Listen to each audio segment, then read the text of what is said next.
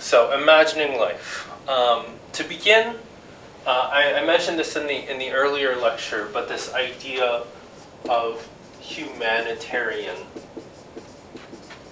cinema. And for one, I want to kind of, just put up humanitarian, but also the humanities, and also humanism. And all are kind of intimately connected, but all are not the same thing. Don't quote me on this, but I would parse this out in a way where, humanism, again, as a sort of really post-17th century, post-Enlightenment, Western kind of understanding of a human-centric world, right? So liberalism, individualism, rationalism, democracy, capitalism, all kind of tied into this, right? Humanities, the study. And again, I should do my own a little bit more studying myself, but my guess would be humanities like as the tradition, right? In again Western sort of higher education of like the study of man, right? And then humanitarian, I guess like these kind of like. Because even I'm kind of struggling how to totally really kind of accurately or sort of precisely parse these things out, but just to kind of give you a sense at least, sort of off the cuff, as a kind of philanthropic or sort of urge towards people, right, and welfare, right.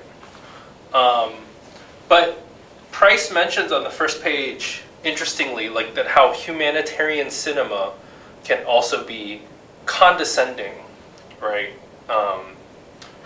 He doesn't really kind of talk about that further, but just the idea that you can be like how can you be interested in the welfare of your fellow person, but also still be condescending? Because, well, again, like this, there is a kind of hierarchy predicated in it, but also, it can be like, we don't like, self-righteousness, right? Or people being sanctimonious, and it's very easy for this to delve and kind of, become that, right? I think that's what he's really talking about. As opposed to that, the relationship, a humanitarian cinema that has a relationship very different towards the audience, which makes me think of the way that especially Rubin talks about Fassbender, right? Is how are we, and really this is what this all comes down to, this entire class, this entire semester, all of my classes. How are we orienting ourselves to one another? What is our relationship to audience? What is my relationship to you? What is your relationship to me? How do we relate to one another? Comes down to all, this is the big question, right? And so Price puts it really nicely in that second sentence. His cinema carries the utmost respect for an audience as a collection of thinking, intellectualizing individuals. Never does he resort to devices intended to blatantly arouse the audience's emotions, edit didactically to make a political point, or instruct via an obvious narrative structure. Now this immediately kind of stands out to me, and I think is a really important point. And if we think about, hang on, I'm trying to find another note while I'm talking. Every filmmaker talks about how smart that today's audiences are. And I've mentioned this before, but you watch their films and I don't feel smart. I feel like they think I'm an idiot, right? That's the question I would ask for you, having watched Taste of Cherry. Do you agree with Price? Is this a filmmaker who does actually treat his audience with respect and as if they are, thinking people? What does it mean to treat your audience not as if they're idiots or stupid, and to simply kind of fluff their egos by telling them they're smart and then producing content that makes it very clear what they think of them, but what does it mean to actually approach one with respect and dignity, and again, as a thinking audience. And immediately it makes me go back to the Anupama Chopra and talking about DDLJ, where again, Chopra talks about how the filmmaker Chopra kind of controls and manipulates the audience. Price is claiming that Kiarostami absolutely does not do that, right? So worth kind of putting in dialogue with one another. So to move on,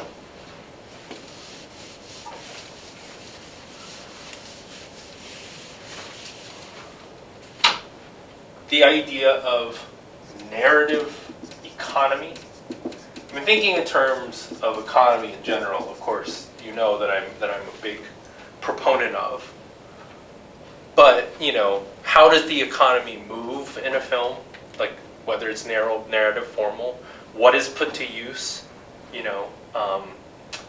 Is it extravagant, right? Or is it frugal? Is it a lean economy? Is it a mean, fat economy? According to Price, right, there's a sparseness of spaces and ellipses, right? So the economy is very bare, and that's what, the story-wise, that can be frustrating for many. But again, to keep in mind, this is a narrative film, right? And then sound, like the use of soundscapes, and especially space. And space beyond the frame. What if we did one of those kind of clever, camera turns, and I turn the camera and there are 80 people over there? Of course, that's not true. I'm alone in this room. I think I'm alone in the building, But, so there's no implication, right? Like, especially with just this whiteboard and me, there's no sense that there's anything outside of this frame. Not really. I mean, that's not totally true. But it's not like the film, right, where things are going on and there's a kind of idea. It's not just space outside of the frame, but life outside of the frame, right?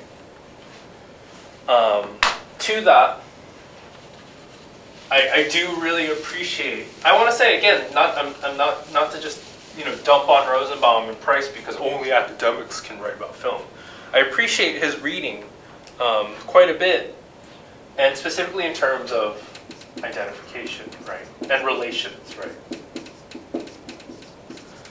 So according to Price, what does body encourage, right? So what is the relationship between me as the viewer and body? Like how do I kind of relate? And on one, he talks about that body himself occupies various forms of an imaginative box and or a structure, right? You find body in structures that encourages adaptation, a moving beyond, and a projection. So this is what the film Taste of Cherry is sort of suggesting. A mode of sort of, it's like a worldview or a lifestyle, right? The body is constantly finding himself in these, kind of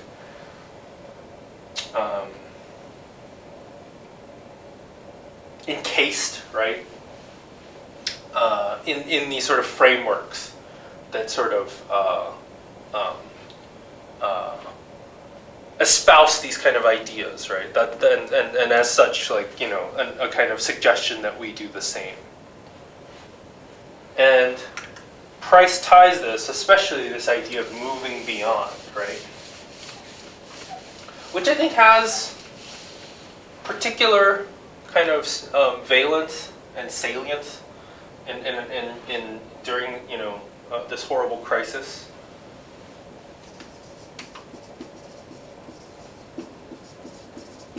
A kind of particular notion of progress, which I think that might be kind of again the humanitarian or humanist kind of impulse of the film, like this kind of notion towards progress, right?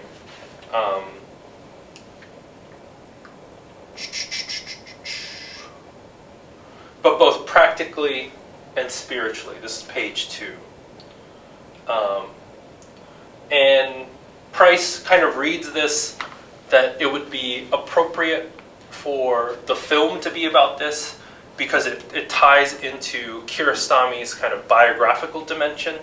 That's one of the things that to think about is, of all the kind of filmmakers that we've read and watched, like how biography gets tied into these things and to what degree. Me personally, I'm generally not that interested. I don't, mostly because I don't think that it's synthesized sufficiently, that it just becomes this thing where it's like, Tarantino watched a lot of movies, and so his movies talk about a lot of movies. Like, okay, great, that's a fantastic factoid. I've learned nothing, right? But Price is trying to do something a little bit more beyond that, where it's like, and this is where we get an inkling of the sort of things that, in a very Orientalist fashion, we as Americans, like most Americans, would kind of bristle at or respond poorly to, but the sort of struggle that he faces with the Iranian government and censorship and sort of having to kind of navigate that, right? That some things, like, you know, and this is something, again, that's very, like, difficult for the kind of American kind of national identity, but like the ideas of like compromise throughout the semester. And this is something that I think is sort of key to thinking about international cinema, is that this is a cinema of struggle, but it's rarely a cinema of closure and getting what you want through struggle, right? Whereas the American cinema is one, like, you beat the shit out of someone and you have a happy ending. This is like the majority of the films that we watch are cinemas of compromise, negotiation, coping, right? What's the other one I was thinking about? Relegation, right? That's what I think is so frustrating for people for this pandemic, is that like there's no enemy. There's no one we can hit or fight or go to war with. So we just have to deal with it. And we don't like dealing with it, right? We don't like having to go through these things. We want things to go our way, right? On 2, he kind of continues with this idea of projection, and specifically projection as something that cannot be visually recorded. So thinking beyond what is immediately sort of apprehensible. And he kind of makes the claim that this is distinctly Iranian. It won't come as any surprise that this is one of those things that I'm a little bit more hesitant towards. I don't know enough to say like that's not true, but it's just something that we have to be careful about when talking about other cultures, right? It's like, you know, because the kind of the identification of what might even be a fact or a detail, that can very quickly reify or solidify into an unchangeable sort of essentialist trait. Does that make sense? So I think it's less about, you know, whether that's true or not, and more about, again, like I've said this before, but what we do with something like that. Okay. Why don't we go ahead and just so that it's not just one long video, and we'll pause there for 1 second and kind of do the back half.